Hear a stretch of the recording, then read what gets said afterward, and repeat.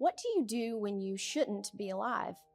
What do you do when you're a walking miracle? You tell the world your story. And who better to share it with than a 15-year-old with a heart to reach millions for the Lord? Blaine Pointer is from a small town, but he has a big mission. Most of Blaine's guests should not be alive today.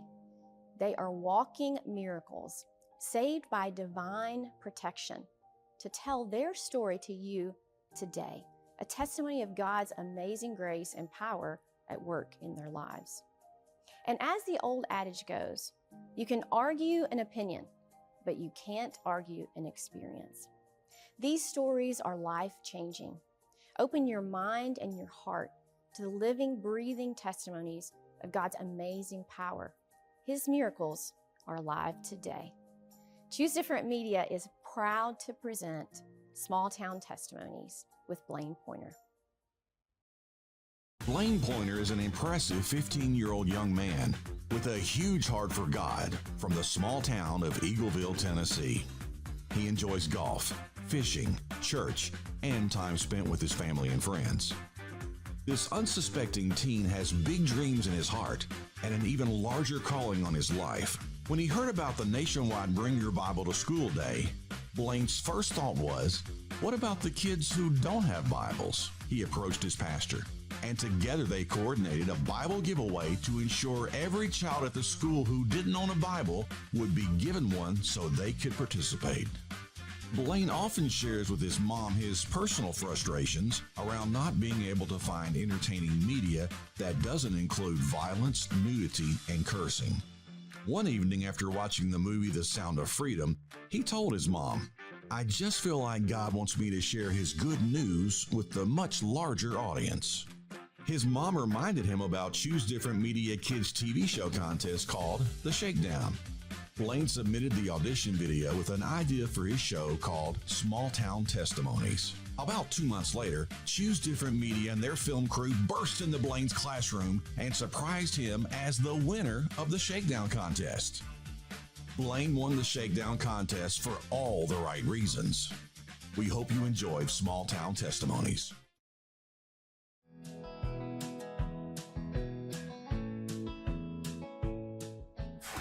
Dude, did you see that baseball game?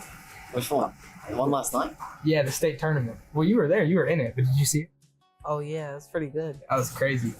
Back to back, toe back, state champions. Sleepy. Yeah, that's actually wild. Yeah. How do you feel about that? I wish I'd have been there for like earlier on, you know. Wish this wasn't just my freshman year. Yeah, that's actually crazy. And it was 10-0, right? 10-0. Run roll, 16. Wow, it's crazy. That is pretty crazy. I'm about beat. I got a long week ahead of me. What do you have going on? Well, I got to film for my TV show. Got to film the interviews. Who are you interviewing today? Today I'm interviewing Craig Davis. His guy's local, lived around here his whole life. He's also known as Tater Chip. Yeah, Tater Chip. He's got a pretty interesting story though. His very, very climatic story, I would say. There's a lot of action in his testimony, but it's going to be a good one. I'm really excited. Is he from around here? Been around here his whole life? Yeah, he's lived around here his whole life in Eagleville. What it sounds like. Is he someone you could look up to?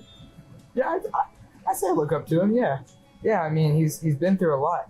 He's been through a lot. From the little bits and pieces that I've heard of his story, yeah, I definitely look up to him. Just by the way that he's stayed with God through his whole life, even through the hard times he's faced and the struggles he's been through. Yeah, I'd say I look up to him. Has he always been with God, or? Yeah, he has. He has. Throughout all his injuries that he's faced, he's always stuck with God. And he said that he's questioned him a couple times, but he's always known that God has a plan for him, and he's always there for him. You said injuries? Like what kind of injuries? Well, I'm not sure yet. He hasn't told you? I know that there's a couple very, very bad injuries where he could almost die, but I'm not sure. what those injuries are, what the stories are behind them. But it's very, very interesting testimony for sure. Excited to hear it.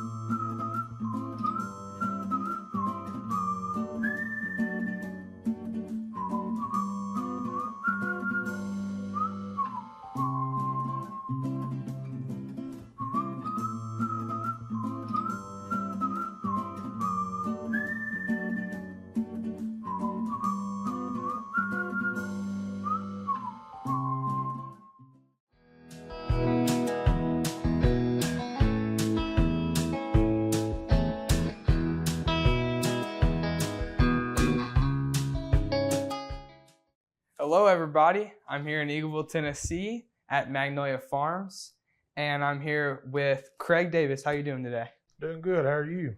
I'm great. Thank you for coming on and be willing to share your story. Yes, sir. Well, I'm going to start with my first question. Can you start in the 90s and tell me a little bit about your accident?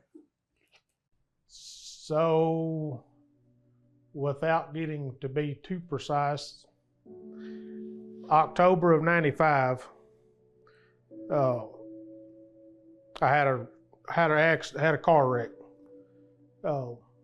It was on a Saturday. I'd gotten up. We were still milking cows at the time. Got done milking. My aunt owned a nursery. It's still in the family, but she was doing some work at a house in Bell Buckle, and they'd called and asked when we got done milking if a couple of us guys that worked on the farm could come help her. So I left the farm. I went one way, one of the other guys went another way. The road that I chose was rather hilly. Came over top of the hill and met another vehicle. I immediately hit the brakes, went for the ditch, overcorrected. My truck went back across the road, hit an embankment, flipped multiple times, threw me out on either the fourth or fifth roll and landed on me on the sixth roll. Left a very definitive impression of my shoulders and my head in the ground. Luckily, it had rained recently and the ground was soft. Between that and the doctor saying my size helped me survive without any more physical damage than there was. The last thing I remember of that day for sure was coming over top of the hill and seeing the vehicle. Some people may say it's crazy. Some people may say it's divine spirit. I believe it was the good Lord giving me a chance to look at what I'd done up to that point, what I needed to do. I do remember being in the emergency room and seeing myself on the backboard on the gurney, strapped down, immobile. Faintly could hear all the commotion around me. You know, the family hollering and screaming and worried, and the doctors trying to need this and need that, do this, do that.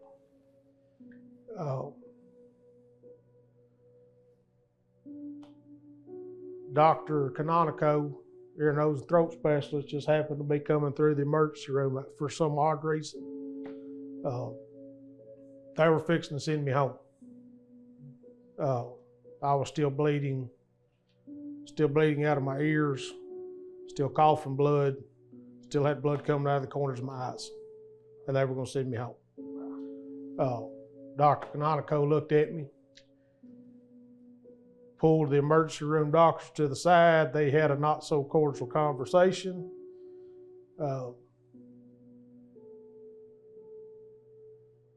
I came to for just a split second. We were on the road. I was in an ambulance again. Later found out Dr. Canonico had called for life flight.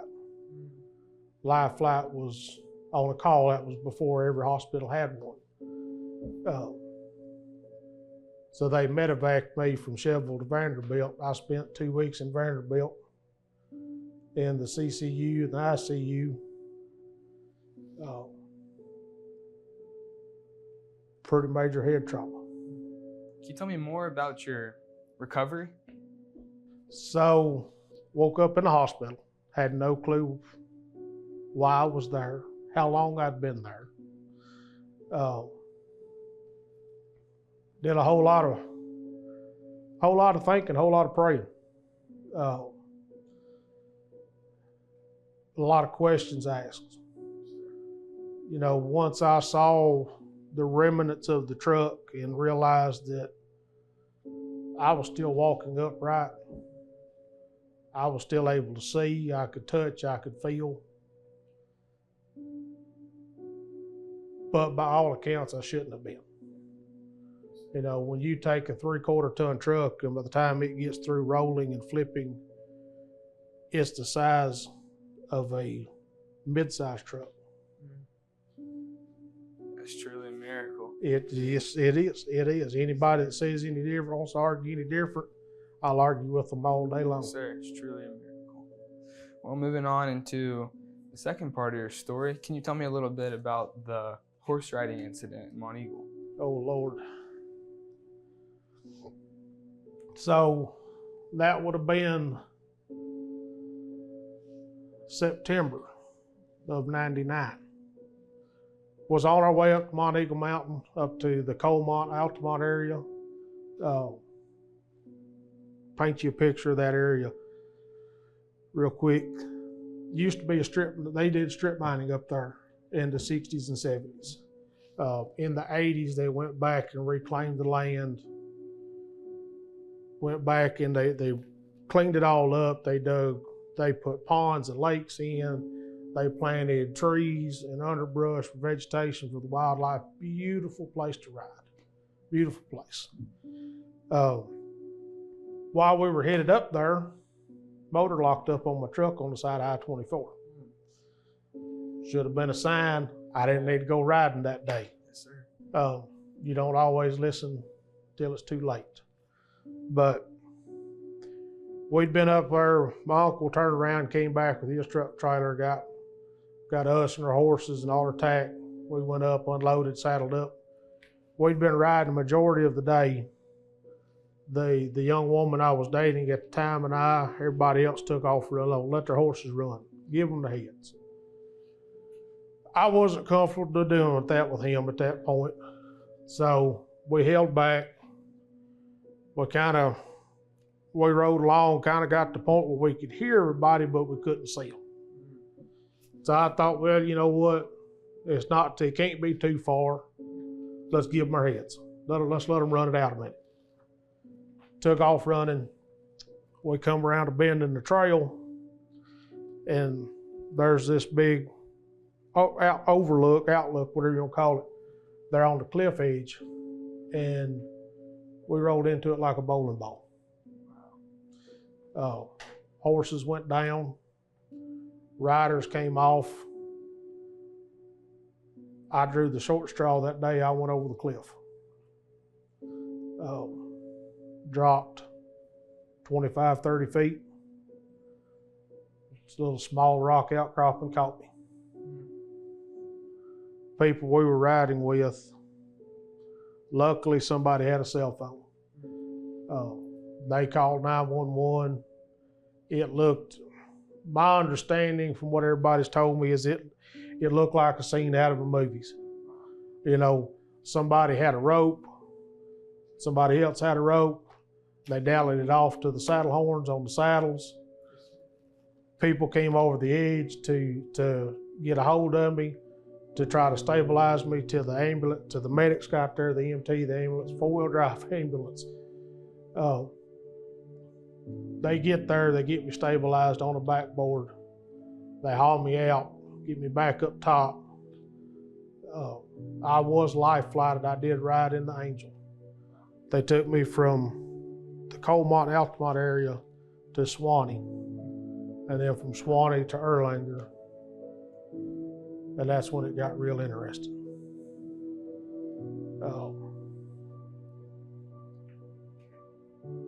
My mom and dad, and the rest of the family gets a phone call from the hospital. Your son's been in an accident. You need to. I love my dad dearly, and to this day I can hear him saying it. I can see him saying it. He's at the hospital. Y'all got him. We'll be there in the morning. And my dad told me, he said, no. He said, the doctor said, no, you need to come now. He may not be here in the morning.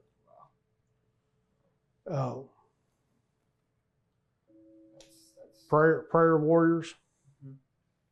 I guess everybody on Mount Eagle Mountain that knew we were up there riding was praying for me that night. Yes, sir. Yes, sir. That's truly amazing. Well, I really appreciate you coming on my show and sharing your story. Yes, sir. And can't wait to hear the rest of it. Yep.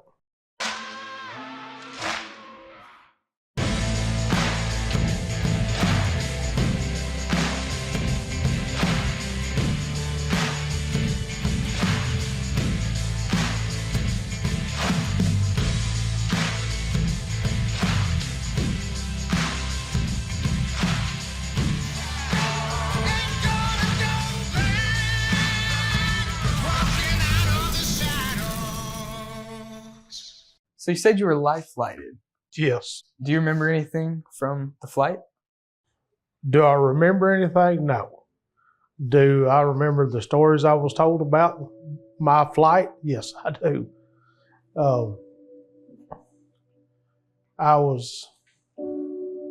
The reason I was life flighted from the cliff to the hospital in Swanee, where they thought they had me stabilized. Then I flatlined. Then they tried to stabilize me best they could and took me on to Erlanger in Chattanooga, where I flatlined again between the two hospitals. I think that was the reason that they told my parents that, no, you need to come on down tonight. He may not be here tomorrow. Yes, sir.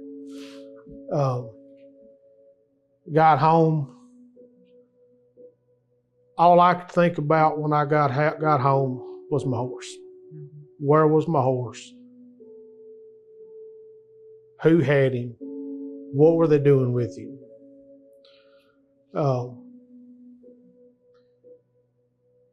While everything was going on with me in the hospital and whatnot, the threat was made to have my horse put to sleep. Thankfully, I had some other family members step up and say, look, you can't blame it on the animal. You know, he was just as scared. Found out where he was at, found out the stable they were keeping him in. Went over there, found out when I got there that he was very aggressive to anybody that came near him. They had to more or less run him out of the stall to clean his stall, to put his hay in, his feed, his water, then herd him back, almost like a fighting bull, or something along those lines. The people that worked at the barn, I remember walking into the barn and hollering for him. I could hear him squealing, I could hear him kicking and stomping. I spoke his name that quick. Wow. Instantaneously, completely different horse. Yes, sir. I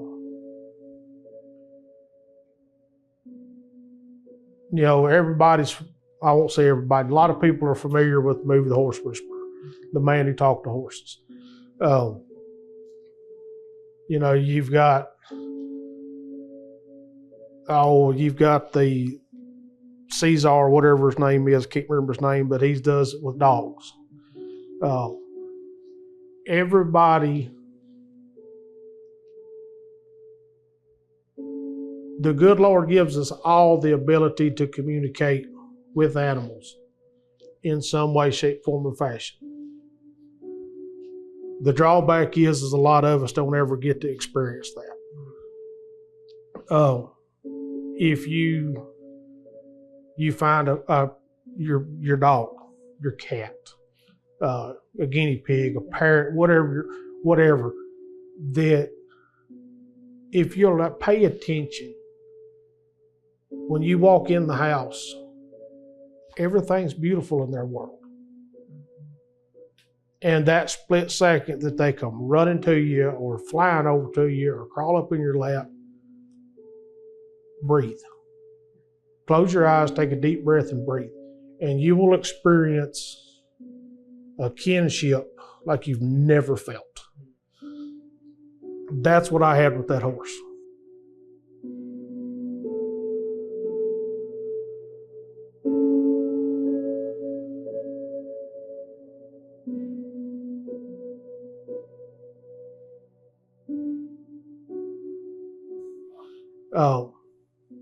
Several people before me had tried to break him in, tried to break him to ride. Nothing.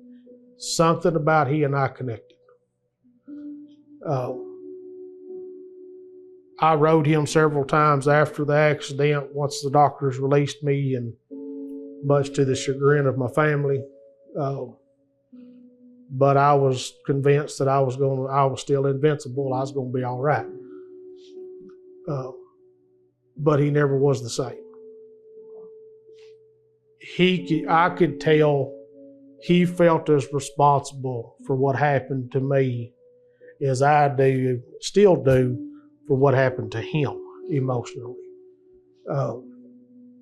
Had him for several years after that. Like anything, the time came.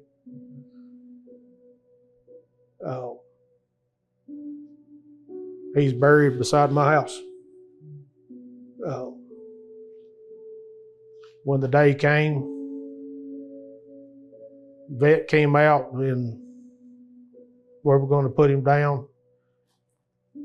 He's still laying there. He's laying down at this point. I've got his head in my lap. Vet looks at me and he says, Craig, I can't give him anything else. Said, I've given him enough to put a bull elephant down. And I've never seen a horse this much will. I hugged him. And I gave him a kiss and I said, little brother, it's okay. I'll see you again one day. And he took his last breath. A part of me left with him. But a big part of me remains. It's truly, truly touching. How has your faith played a part in sharing your story? My faith has given me the strength to not give up, to fight, to persevere.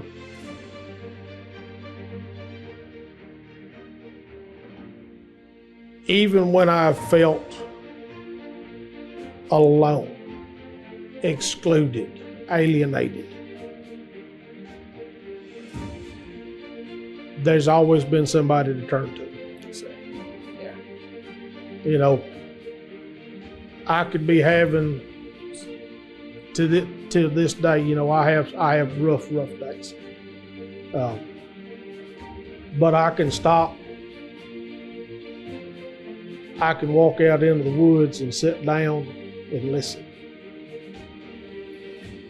and you can hear it You can feel it. You can taste it.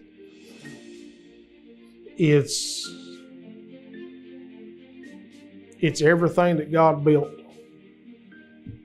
that is willing to offer up itself to help us heal. I really appreciate you coming on. That's all the time we have for today. Thank you again, Mr. Davis. Yes, sir.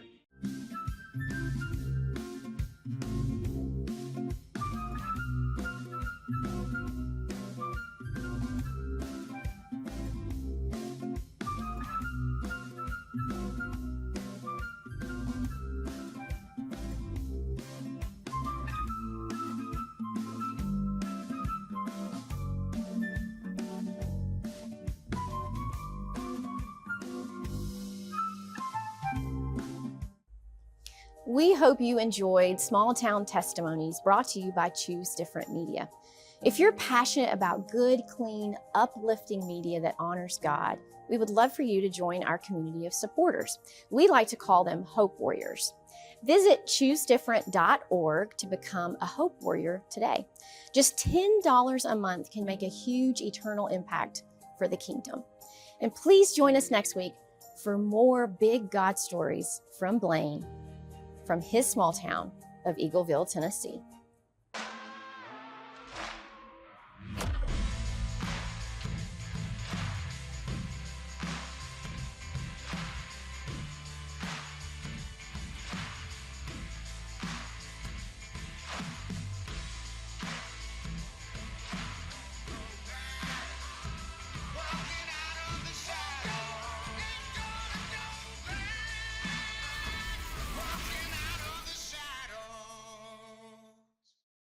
Gratitude suffocates regret. Hi, I'm Christy Neal, and this is your Choose Different Minute.